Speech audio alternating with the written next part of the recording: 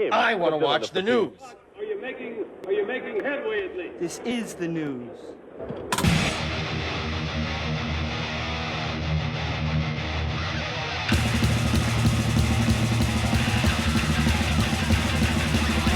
Schmack-a-magob! It's time for the only news that matters! And during an appearance on Rockin' with the Jam Man, Billy Sheehan looked back on his 1985 to 1988 tenure in the David Lee Roth Band. During this time, Billy performed on the first two David Lee Roth studio albums, Eat 'Em and Smile and Skyscraper, and the rest of the band's lineup featured Steve Vai on guitar and drummer Greg Bissonette. When asked what was it like being part of the David Lee Roth Band, Sheehan said, "It was an amazing adventure. I come from Buffalo, New York, and my band Talus, we were doing good, but we were still playing clubs and it was a tough struggle. And suddenly I got a call from David to come out to LA and start a band. And my life changed drastically. I felt bad I left, a lot of dear friends back in Buffalo because there's only so much hours of the day, and how can you keep in touch with people? They're still my friends, and I still have a lot of great connections with wonderful people in Buffalo. But I had to go out to LA and start pretty much a whole new life. And it was an incredible thing. Right away, we were rehearsing in a huge place and booking giant stadiums and auditoriums and hanging out in Hollywood with Dave. It was just awesome. We had an incredible time. Myself, Steve Vai, Greg Bissonette, Brett Tuggle on our keyboards, and Dave. And I'm supremely thankful to Dave for giving me such a great break. My life would not be what it is today without him, and I appreciate that. And in the mid-'80s, when rock bands would get really wild, they asked him, "Can you tell me some crazy stories that you remember by any chance?" And he said, "Well, there was a lot of crazy stories, but one, it's hard for me to think of anything that I can tell at the moment.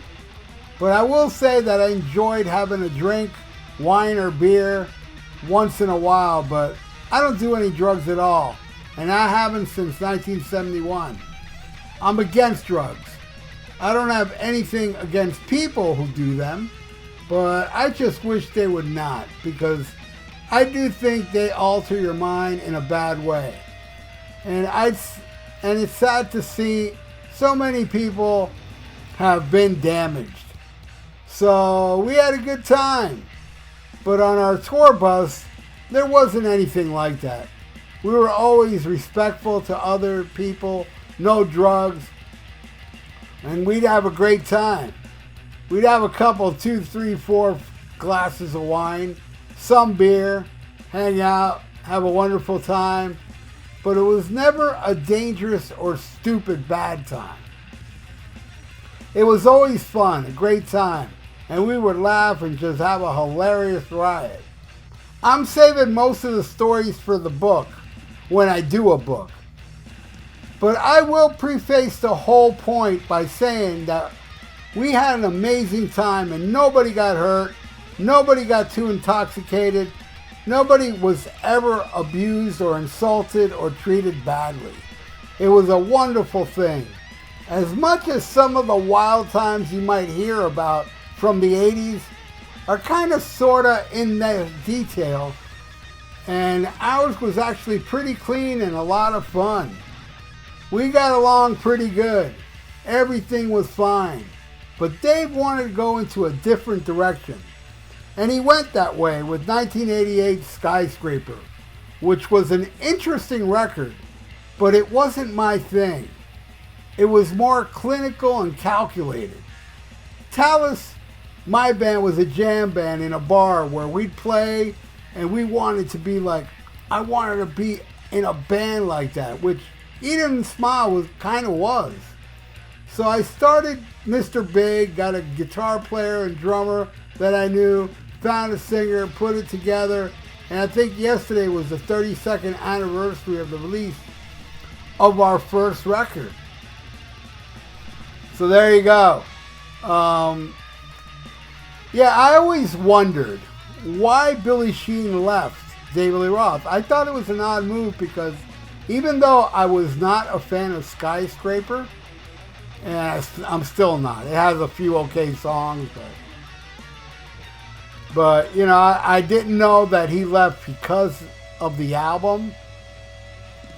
Yes, this story may have been out for decades, but I just found this out. I never heard any reasoning why he left or anything through all these years, and I finally saw this article about it. And it's crazy, man. I mean, that band was so high energy. You know, I'll tell you my funny David Lee Roth story. Yeah. A lot of people are like, hey, this ain't about you, man. Talk about David Lee Roth. Whatever. I'm going to tell the story because it's hilarious. David Lee Roth, on the Eat 'em and Smile tour, played 2 nights at the Hollywood Sportatorium.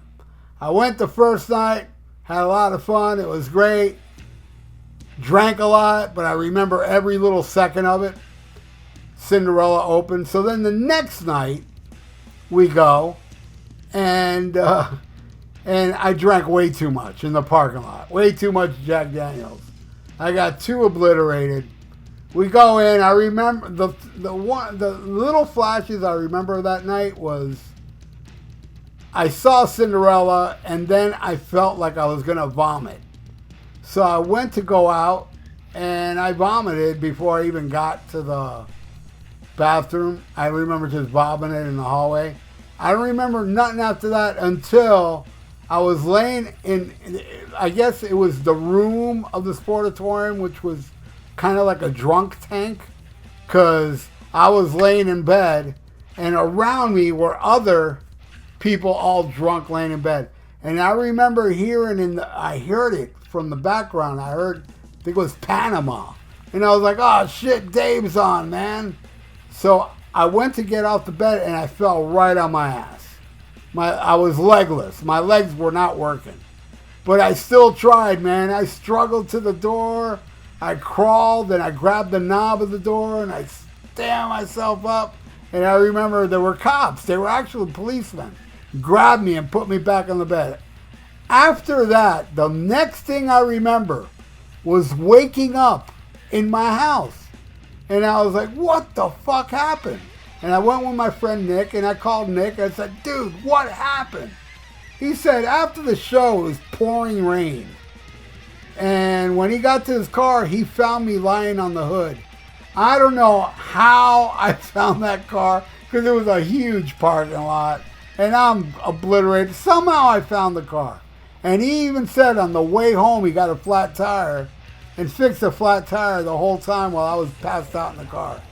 And he said once he drove me home, he like, hey, Ralph, you're home. And I just got up out of the car, went in the house, he said. Interesting, right? But I did see the first night of the Eat 'em and Smile tour, and it was vicious. It was cutthroat. It was so damn entertaining. It was Diamond Dave right at the end. I'm telling you, it was beyond amazing. Then when I saw the Skyscraper tour, I was let down. Like the album. I didn't think the show was that good.